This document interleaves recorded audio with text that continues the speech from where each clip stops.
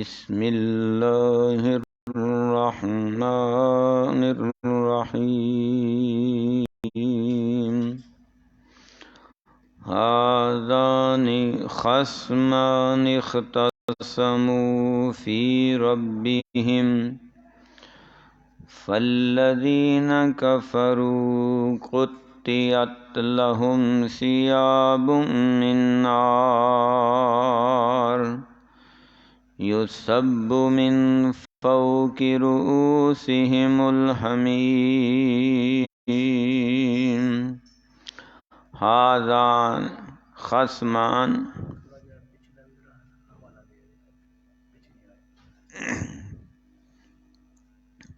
یعنی انہوں کا ترجمہ وغیرہ اچھا خلاصہ یہ لیٹن جلا لو هذان خصمان اختصموا فی ربہم،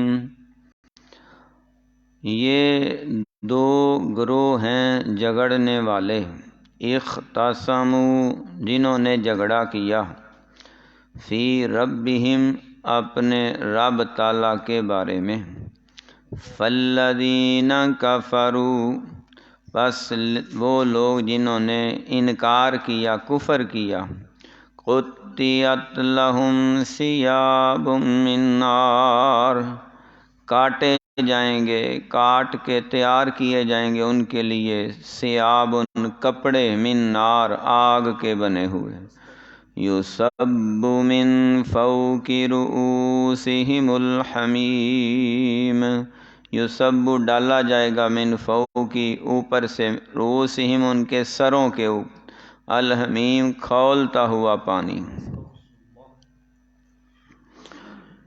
دو گروہ جنہوں نے رب تعالیٰ کی ذات کے بارے میں جھگڑا کیا، یہ کون سے ہیں؟ احادیث میں آتا ہے، صحابہ اکرام رضوان اللہ علیہم اجمعین بیان فرماتے ہیں کہ ان آیات بینات میں جو دو گروہوں کا بیان ہوا ہے وہ بدر والے دو گروہ ہیں۔ میدان بدر میں جو دو بڑی جماعتیں آپس میں ٹکرا گئیں، لڑ پڑیں، انہوں نے ایک دوسرے کا قتال کیا، ایک دوسرے کا قتل کیا۔ ایک کافروں کی جماعت تھی اور ایک مسلمانوں کی جماعت تھی۔ اللہ رب العزت نے فرمایا ان میں سے جو کافر ہیں ان کے لیے سخت ترین عذاب تیار کیا ہے۔ تو ظاہر بات ہے جو مومن ہیں ان کے لیے اعلیٰ ترین خوشخبریاں ہیں، تو ان کا ذکر آیت نمبر 23-24 میں ہے، جو ایمان والے ہیں جن کے لیے خوشخبریاں ہیں، اور یہ آیت نمبر 19 سے لے کے سورۃ الحج کی آیت نمبر 22 تک ان کافروں کا جنہوں نے بدر کے میدان میں اسلام کے خلاف، پیغمبر اسلام کے خلاف اور صحابہ اکرام کے خلاف اپنا بغض نکالا، اپنا کفر ظاہر کیا اور اپنے غصے کا اظہار کیا، اور وہ لڑنے مرنے پہ آ گئے کیونکہ وہ اپنے آپ کو حق پہ سمجھتے تھے۔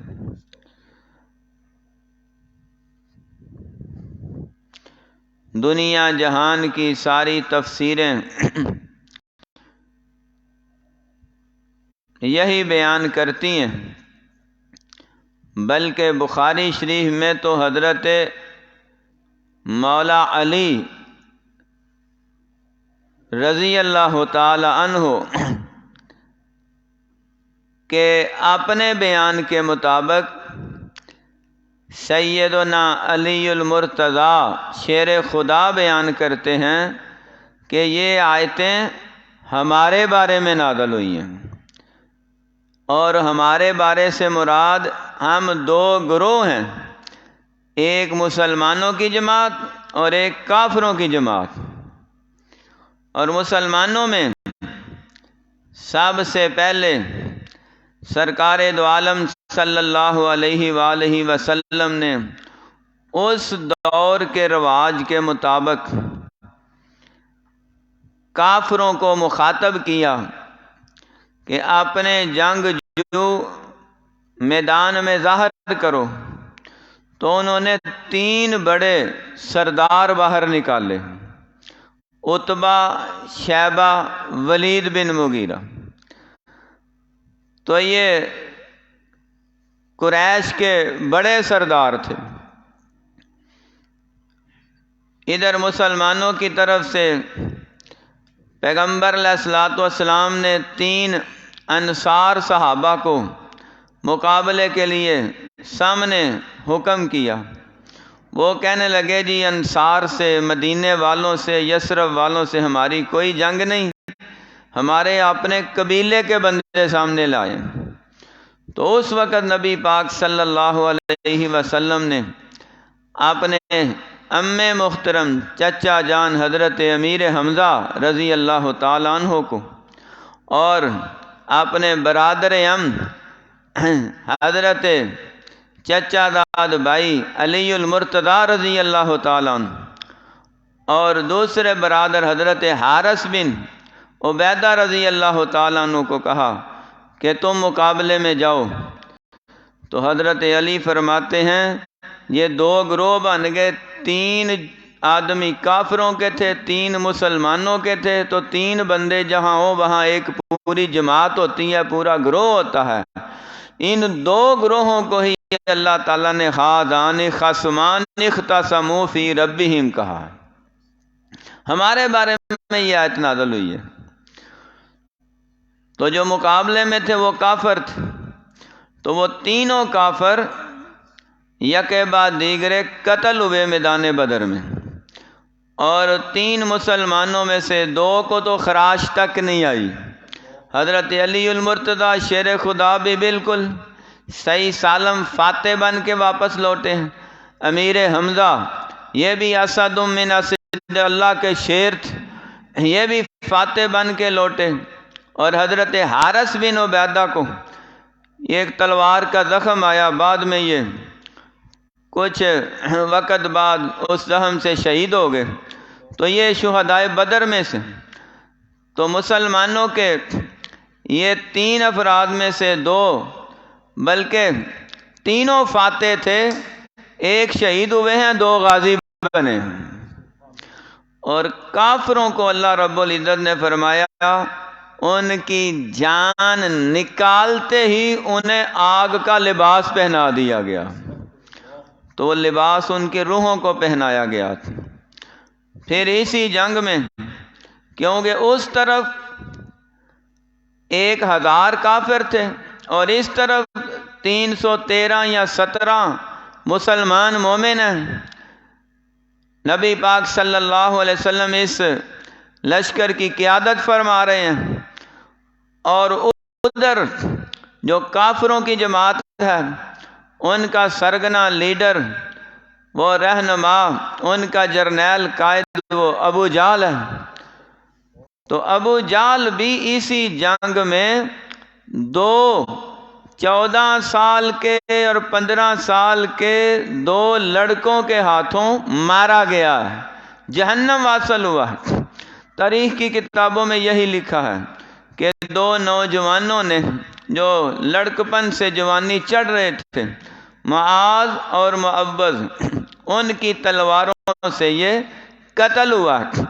ان دونوں نے لا کے نبی پاک صلی اللہ علیہ وسلم سے کہا کہ یا رسول اللہ ہم نے ابو جہل کو مارا ہے۔ فرمایا اپنی اپنی تلوار دکھاؤ، تو دونوں کی تلوار کو خون لگا ہوا تھا۔ فرمایا تم دونوں نے بیک وقت اس اللہ کے دشمن کو قتل کیا، یہ کریڈٹ تم دونوں کو جاتا ہے۔ تو وہ بعد میں پھر میدان جنگ میں چلے گئے اور پھر والہانہ وہ جہاد کرتے کہ قتال کرتے لڑتے ہوئے اللہ کی راہ میں دونوں بھائی شہید ہو گئے. بعد نے لکھا بھائی تھے، بعد نے لکھا کزن تھے.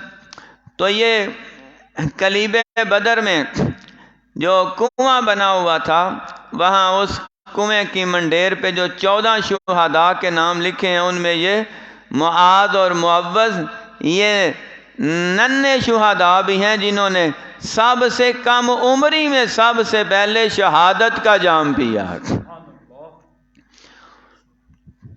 بہت بڑا اعزاز ہے کہ ان بچوں نے ایک کافر سردار قتل کیا، لیکن اللہ رب العزت کا قرآن یہ کچھ اور ہی بیان دے رہا ہے کہ اللہ رب العزت فرماتے ہیں کہ ہم نے اس جنگ میں اپنے لگاتار آنے والے 1000 پھر 2000 پھر 2000 5000 فرشتوں کو مسلمانوں کی مدد کے لیے آسمان سے قطار در قطار تلواریں دے کے سواریاں بھیج کے ان کو تیار کر کے اسلحے سے لیس کر کے بھیجا کہ آج ابو جال نہ بچ سکے، آج محمد کے دشمن نہ بچ سکیں، آج فتح ہوگی تو اسلام کی ہوگی، مسلمانوں کی ہوگی، صحابہ کی ہوگی. تو یہ بچوں نے کیا قتل کرنا تھا؟ اصل میں فرشتوں نے قتل کیا اس کو. نبی پاک صلی اللہ علیہ وآلہ وسلم کے بارے میں بھی اللہ تعالیٰ نے فرمایا ما رمیت اذ رمیت ولکن اللہ رما. محبوب جب آپ نے زمین سے اپنا ہاتھ بھرانا مٹی کے ساتھ اور ان کی طرف پھینک دی اور فرمایا شاہت الوجوہ کہ ان کے چہرے ہی بگڑ جائیں، ان کے رخ ہی بدل جائیں، میدان چھوڑ کے بھاگ جائیں، شکست کھا جائیں. فرمایا محبوب آپ نے تو ایسے اشارہ کیا تھا، ان کی آنکھوں کو دماغوں کو اندھا رب نے کیا ہے. صحابہ بیان فرماتے ہیں اب اس جنگ میں آنے والے جو 313 یا 17 صحابہ ہیں، ان کے ایمان میں کوئی شک ہو سکتا ہے صحیح کہ وہ کس والہانہ جذبے سے یہاں پہنچے ہیں، حالانکہ ہر طرف موت ہی موت نظر آ رہی تھی. پہلے تو نہیں پتا تھا کہ فرشتوں کی مدد آنی ہے. تو جو دو حصے منافقوں کے تھے وہ تو پہلے ہی ان کو چھوڑ کے واپس یثرب جا چکے تھے. وہ اس وقت بھی یثرب ہی کہتے تھے، تو وہ واپس اپنے گھروں میں جا چکے ہیں. 1000 کی تعداد میں آئے تھے، بدر پہنچتے پہنچتے 313 رہ گئے. تو وہ جو 687 تھے وہ واپس ہی پلٹ گئے ہیں. وہ منافق تھے، کہتے ہیں ہمیں موت نظر آ رہی ہے. تو اللہ رب العزت نے ان مخلص مومن صحابہ کو اپنے نبی کی خدمت کے لیے اور آپ کی عزت و حرمت کے دفاع کے لیے، آپ کے جان مال کی حفاظت کے لیے، آپ کے باڈی گارڈ بننے کے لیے اور آپ کی خاطر ہر شے قربان کرنے کے لیے ان صحابہ کو چنا ہے جن جیسا رب نے کسی نبی کو بھی صحابی عطا کیا ہی نہیں ہے. جیسے ہمارے پیغمبر کے صحابہ ہیں ویسے کسی نبی کے بھی ساتھی نہیں ہیں، کیونکہ ہمارے نبی سارے نبیوں سے اعلیٰ ہیں اور نبی علیہ السلام کے صحابہ سارے نبیوں کے صحابہ سے اعلیٰ ہیں. جو ان کے ایمان میں شک کرے بندہ بے ایمان ہے، اس کا دونوں جہانوں میں بیڑا غرق ہے. کیونکہ اللہ رب العزت نے جن کے ایمان کی گواہی دی ہے اور جن کی محنتوں کاوشوں سے قربانیوں سے یہ قرآن اور یہ نبی پاک کا فرمان ہم تک پہنچا ہے، ان صحابہ کی عظمت بیان کرتے رہنا ہر مسلمان مومن کی ذمہ داری ہے۔ تو گروہ دو تھے، کامیاب تو ایک نہیں ہونا تھا۔ تو ایک گروہ کون سا ہے؟ وہ گروہ ہے جو صرف خالصتاً اللہ کو سجدہ کرنے والے ہیں۔ پچھلی آیت میں یہی تھا کہ جو آسمانوں میں ہیں، جو زمینوں میں ہیں، جو کل کائنات میں ہیں، پہاڑ ہیں، درخت ہیں، نباتات ہیں، جمادات ہیں، حیوانات ہیں، وہ سارے کے سارے، احجار بھی، اشجار بھی، جبال بھی، دواب بھی، سب کے سب سجدہ کرتے ہیں تو صرف رب تعالیٰ کو سجدہ کرتے ہیں۔ تو اس کی وضاحت ہو چکی ہے کہ آسمانوں میں جو مخلوق ہے وہ کون سی ہے؟ فرشتوں کی۔ تو اللہ کا قرآن کہہ رہا ہے یسجد لہ من فی السماوات، جو آسمانوں میں مخلوق ہے وہ بھی صرف اللہ تعالیٰ کو سجدہ کرتے ہیں۔ تو فرشتے کس کو سجدہ کرتے ہیں؟ اللہ تعالیٰ کو۔ نہ انہوں نے آدم علیہ السلام کو سجدہ کیا، نہ انہوں نے غیر اللہ کو سجدہ کیا تھا، نہ اب کرتے ہیں، نہ کبھی کریں گے، کیونکہ فرشتوں کے اس سجدے کی گواہی اللہ بیان کر رہے ہیں کہ فرشتے جب سے پیدا ہوئے ہیں جب تک رہیں گے وہ سجدہ اللہ کو ہی کر رہے ہیں۔ تو جب پہاڑ ہوں، درخت ہوں، نباتات ہوں، جمادات ہوں، سارے اللہ تعالیٰ کے حضور سر بسجود ہیں، تو ہمیں بھی سجدہ اللہ تعالیٰ کو کرنا چاہیے۔ اس بات کا عملی ثبوت سرکار دو عالم صلی اللہ علیہ وآلہ وسلم نے بدر کے میدان میں جب رمضان المبارک کا مہینہ تھا، 17 رمضان کا دن تھا، اس سے پہلے ایک رات آپ ساری رات رب تعالیٰ کے حضور عبادت میں، مناجات میں، تسبیحات میں اللہ تعالیٰ سے دعائیں کرتے گزار دی۔ کبھی آپ رکوع میں ہیں، سجدے میں ہیں، کبھی قیام میں ہیں، کبھی دعائیں کر رہے ہیں۔ صدیق اکبر رضی اللہ تعالیٰ عنہ راوی ہیں، فرماتے ہیں اس رات جب اگلی صبح جنگ ہونی تھی تو پیارے نبی صلی اللہ علیہ وآلہ وسلم نے دعا کے لیے ہاتھ اٹھائے، ہاتھ پہلے ایسے کیے، پھر ہاتھ آپ نے پھیلا دیے، اور آپ سرکار کے یہ بغلوں کی سفیدی نظر آنے لگی۔ اس قدر لجاجت سے اللہ کے سامنے دعا کر رہے ہیں، یا باری تعالیٰ اپنی مدد نازل فرما، رحمت فرما۔ آنسوؤں سے داڑھی تر ہے، زمین تر ہو گئی۔ آپ کے کندھوں پہ مزدمل مدثر والی چادر تھی، سرک کے نیچے لڑک گئی۔ صدیق اکبر رضی اللہ تعالیٰ عنہ نے وہ چادر اٹھائی، آپ کے کندھوں پہ رکھی، کندھے دبانے لگے، آپ کے آنسو صاف کرنے لگے، ہاتھوں پہ ہاتھ رکھ دیے، یا رسول اللہ صلی اللہ علیہ وسلم آپ بس کریں، دل گواہی دیتا ہے اللہ نے آپ کی ساری دعائیں قبول فرما لی ہیں۔ اسی وقت آیتیں نازل ہوئی تھیں کہ اے نبی صلی اللہ علیہ وسلم، ہم نے آپ کے اور آپ کے ساتھیوں کی مدد کے لیے 1000 من الملائکۃ مردفین، لگاتار آنے والے، پھر مصومین، نشان زدہ سلیکٹڈ فرشتے تھے، وہ پہلے 5 کیے، تو یہ سارے 5000 فرشتے رب تعالیٰ نے 1000 کافروں کو مارنے کے لیے بھیجے ہیں۔